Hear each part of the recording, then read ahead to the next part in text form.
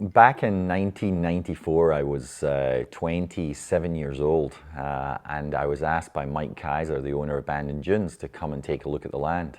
I thought naively that I was the only one that was looking at this parcel of land on the Oregon coast, 1,600 acres of sand dunes covered in gorse and pine trees, eminently capable of being a phenomenal links experience, but remote, far from anywhere.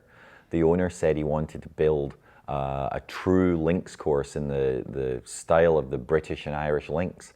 And I thought that I had a chance of doing this, but I quickly realized that I hadn't been the only one to see the land. Everyone had seen it. All the great names in golf design of that time, 20 years ago, had already been there. And it was pretty obvious to me as a 27-year-old I was never going to get the job. Someone else far more experienced, far more talented would certainly get it. So after a week of walking the land and coming up with ideas, I got to meet Mike Kaiser. I hadn't actually met him before. And I decided that as a proud Scot, I knew I wouldn't get the job, but I would tell him the truth as I saw it. And the truth as I saw it was the links courses that I'd played on the east coast of the US and the west coast, Pebble Beach, for example. They weren't really links courses. People drive golf carts everywhere. There's houses dotted around the golf course. It's all target golf. The golf courses are soft. There's lots of forced carries. It's not links golf as I know it, as I was brought up on. And so I told him this. I said, hey, if you really wanted to do this, the clubhouse would be set back from the ocean so that the best land would have golf on it.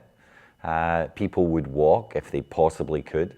The golf course would have old style fescue grasses on it, and the ball would run and chase and bounce.